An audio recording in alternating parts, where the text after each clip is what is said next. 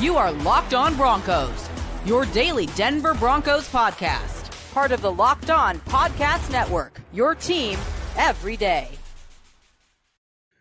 Yes, it is your Locked On Broncos postcast right here on the Locked On Broncos YouTube channel. I am your host, Aniello Piro.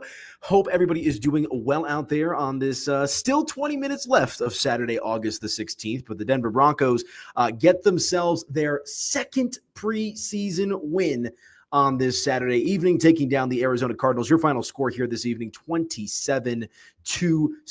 Of course, this is your Locked On Broncos postcast. Cody Rourke and Sarah Bettinger, they're coming to you live as well with their shows. This is just a new addition to the Locked On Network here with myself and Aniello Piro. We'll give you guys some additional post-game instant reaction type of content here on the channel. So hope everyone is doing well out there today, and hope everyone had a good time watching this Denver Broncos 27-7 bludgeoning of the Arizona Cardinals. Not a lot to get into. I almost said not a lot to get into, but there is a lot to get into in tonight's 27-7 win over the Arizona Cardinals. A lot of good stuff, pretty limited opportunities from a lot of the starters. Obviously, no Bo Nix out there tonight. Would love to hear your guys' opinion on what you saw out there in the game tonight. What did you like? What didn't you like? I know Sean Payton, I was able to sit in on his press conference, was a little miffed, a little frustrated with the overall penalties that we saw tonight from the Denver Broncos. But for the most part, you cannot complain about a big-time victory, albeit a preseason game. But you're really seeing, I think, the theme of the show, the theme of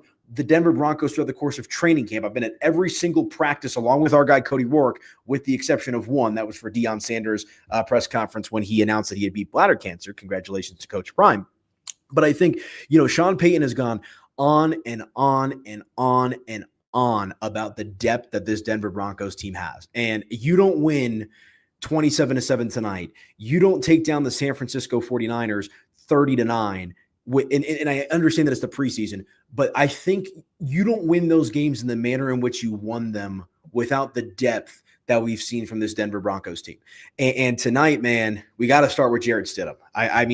I think for the first time in a long time, right, it seems like the Broncos, prior to Bo Nix coming here, it seemed, Russell Wilson was a bit of an anomaly, right? But it was like backup type of journeyman quarterbacks playing starting QB for the Denver Broncos. And now everyone, for the most part, is a believer, at least here in Broncos country, right? Bo Nix is quarterback one. But I think Jarrett Stidham, in his two preseason games, in particular this game here today, you feel comfortable that, God forbid, if Bo Nix gets hurt or something happens, you should feel confident in a guy like Jarrett Stidham, not to play at the same level as Bo Nix, but to weather the storm. And, I'm sitting here, watching this game and whatnot, and remembering that championship season, which was 10 years ago now, which is hard to believe, right? Peyton Manning wasn't exactly the PFM that everybody's come to know and love over the course of his career. You had Brock Osweiler at the time, who steps in and, really holds down the fort. So again, this is absolute doomsday scenario for the Denver Broncos. But Jarrett Stidham tonight, man, was absolutely on point. 16-23, 240 passing yards, an average of 10.4 yards per reception, 2 touchdowns, no interceptions, and a quarterback rating of 132.5. And if there was anything that I think you were looking for in this game, it was one, quality play at the backup quarterback position from Jarrett Stidham, and the overall depth. And I think you hit on both of those marks here tonight for the Denver Broncos. So you've got to feel pretty good about that, man. And we got a comment here. This wasn't even as close as the score may indicate. This was a flat out tail whipping. Absolutely. The Denver Broncos were in control throughout the course of this game, pretty much from the start to the finish, right? And Sean has talked about, the preseason and kind of having these opportunities to, give some guys some different looks. And Sean was adamant about this in his post-game press conference, talking about how he's confident that when they get down to roster cutdowns, which starts sooner rather than later, the Broncos are going to have to part ways with some really talented players that not only are going to be picked up by other teams, but are going to have the opportunity to be significant contributors to other teams. And, he had a little remark there at the end of his press conference on the depth note, talking about, I'd rather be in the position that we're in now than the position that he found himself in 2 years ago when he took over as head coach with the Denver Broncos. Of course, that's the Russell Wilson season. Everybody knows how that went. And now we're on a Bo Nix year 2. So Sean Payton, he's talked about it time and time again, loves the depth of this team, loves the overall makeup of this team, loves the competitive nature. And tonight, in a game where obviously neither team really played a lot of their starters, the Broncos really brought some fire and passion to this game. And I think it set the tone with Jarrett Stidham. And, another interesting anecdote that we saw in this game tonight is Davis Mills at one point, the quarterback coach, calling a lot of the plays for the Broncos on offense there. And Sean said, Joe Lombardi, who's the offensive coordinator, some other guys on his staff have experience calling plays and whatnot. He wanted to give Davis Mills that opportunity. And we had an opportunity as well to catch up with Jarrett Stidham after the game. And he talked about the overall camaraderie and the chemistry that he has in the belief in a guy like Davis Mills. So you like to see that as well across the board from the Denver Broncos is the cohesion. Like the offense did not look disjointed this evening.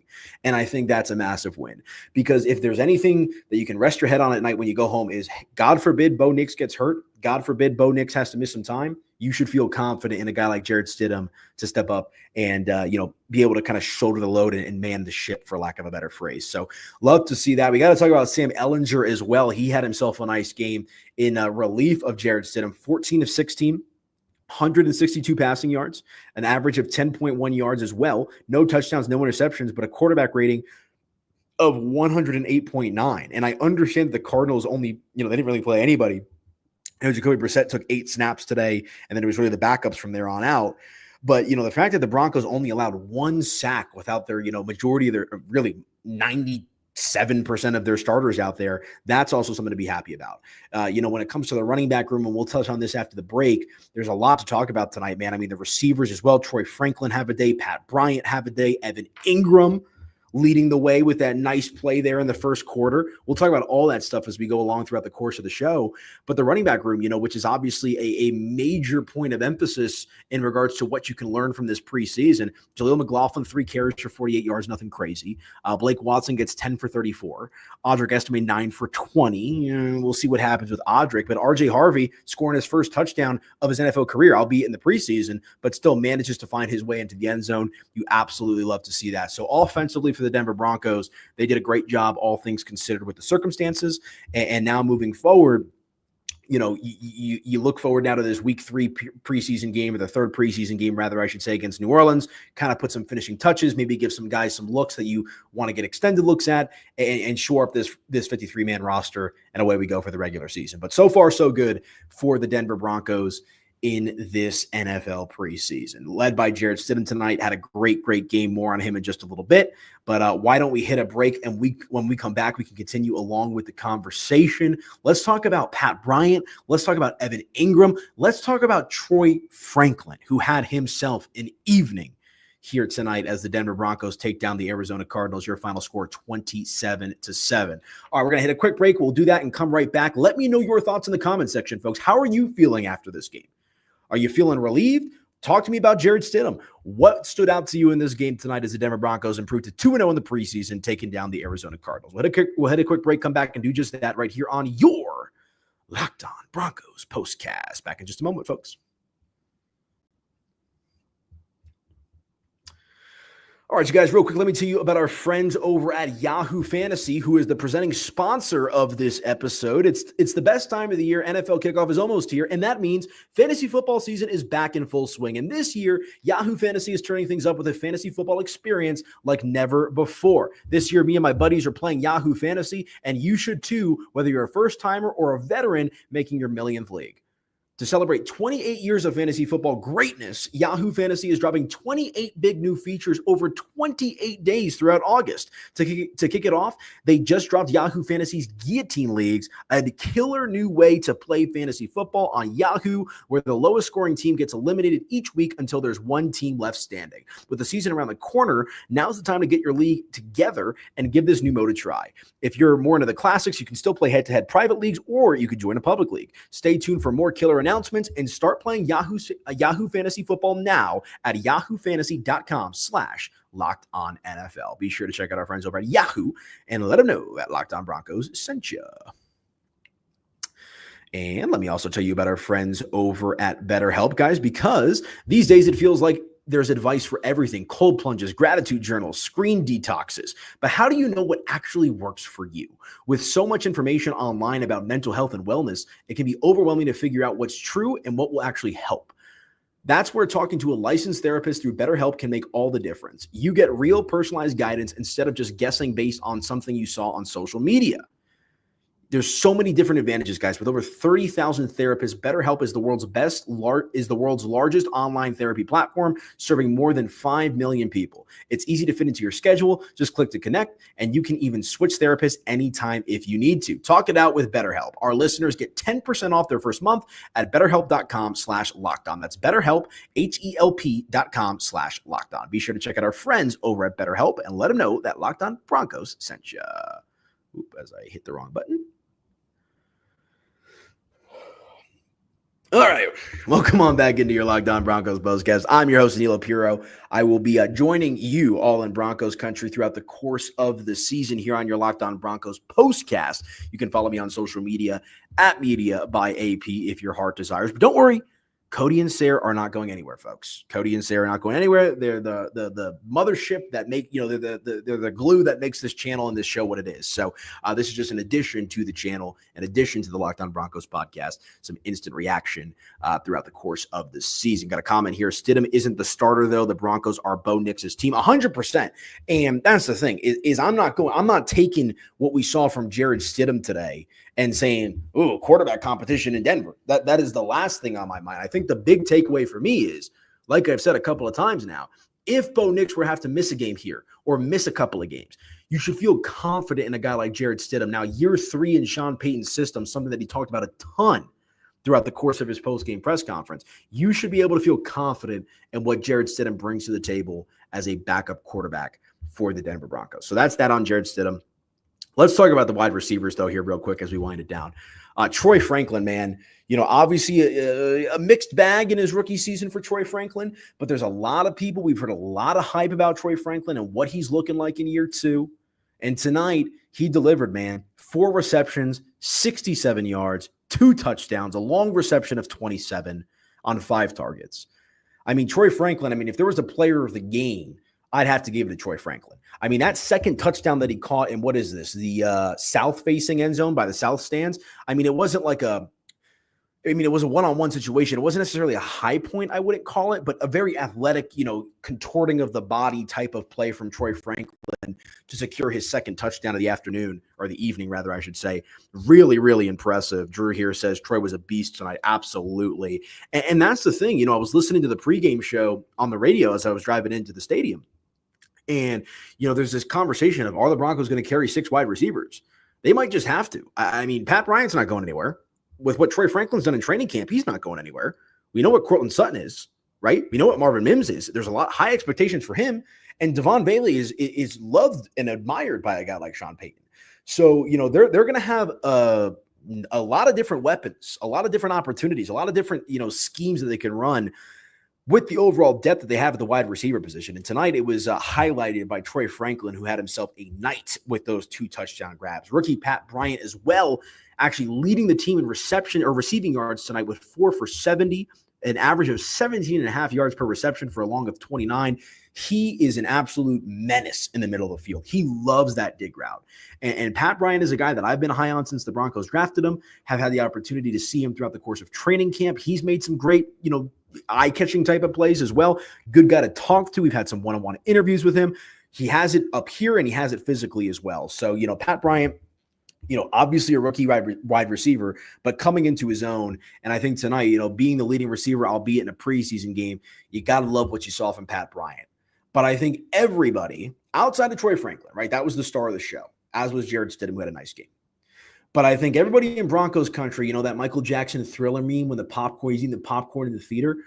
When Evan Engram on his 1 reception for 58 yards broke a couple of tackles and, was running down the sideline, and he talked about it in his postgame scrum about how he wished he would have kept going to score a touchdown. But when you watch Evan Engram out here, don't you just get excited? Aren't you just hyped up for what Evan Engram is going to be in this Denver Broncos offense? Look, I know he's got a TE next to his name on the depth chart. He's a tight end. Evan Ingram's really wide receiver too. That's the reality situation. It's Cortland Sutton and then Evan Engram, and then we'll see what happens by committee with Marvin, Troy, Devon, and Pat Bryant. But I watched that one play, man, with Evan Engram, and I'm sitting back and saying, oh, yeah. We knew that Sean Payton has his joker, but now we've cemented that thought. Evan Engram is going to be an absolute stud, assuming he can stay healthy for this Denver Broncos team. What I saw from Evan Engram tonight on that 1 reception is something I haven't seen from this Denver Broncos team at tight end since Julius Thomas. I mean, that's where we're at. It's about a decade plus of lackadaisical subpar tight end play. And in that one moment, it took about 20 seconds. You look back and you say, you know what? The Broncos got a good one there. The Broncos got that tight end situation figured out. So you'll love to see that. And then defensively, man, I mean, there's really not much you could say. I mean, they held the Arizona Cardinals to 7 points. I mean, you got to love that as a whole. I mean, taking a look at the stats here tonight for Arizona, I mean, it was not pretty. Across the board, 135 total yards of offense. Only 8 first downs to Denver's 27. Denver won the time of possession battle 35-04 to 24-56. So, the Broncos defense without the starters, or a majority of the starters, I should say, rather, got the job done tonight. And a lot of young guys that are looking for something to prove on offense also got the job done tonight. So that's where we kind of wrap it up here as the Denver Broncos take down the Arizona Cardinals 27-7. One preseason game remaining, folks. That is, of course, next week against Sean Payton's former football team, the St. Louis Rams. What am I talking about? The New Orleans Saints. I was close. St. Louis Rams. Oh, yeah, it's late. It's almost midnight. But that should be fun. Kind of put a bow on the preseason and really get ready now for this regular season. But you got to love what you saw tonight from the Denver Broncos in their 27-7 victory over the Arizona Cardinals. Yeah, 97-yard drive was impressive. Absolutely. A lot of good stuff as well. One more comment here. Stidham is as best a backup as you could hope for. Our depth is off the charts. Franklin, Jackson, and RD just rocked it. I can't wait to see more from the tight ends and the running backs. Couldn't agree with you more, Eric. You got to love what you've seen so far from the Denver Broncos. Outside of that little spurt in the first half there against San Francisco when the starters didn't really do anything, which is more of an anomaly to me than something to read into. But all in all, it has been a successful offseason. It has been a successful training camp. And so far, 2 successful preseason games. All right, folks, that is going to do it for me on tonight's Locked On Broncos postcast. Hope you guys enjoyed it. You could follow me as the lights turn off in here. Oh, we got a guest appearance or what? We got a guest appearance? Broncos country. What's up, baby? I was just telling him how I'm going to be joining the channel throughout the course of the season. Very, very excited for AP. He's doing the postcast. I'm headed home. Sarah Bettinger and I, we're going to record the post game. It's going to be ready for your morning cup of coffee. Broncos country. More content, ladies and gentlemen. All right, for Cody Rourke, I'm Aniello Piro. This is your Locked On Broncos postcast. Hope you guys enjoyed the win. We'll do it again next week. Have a good one, folks.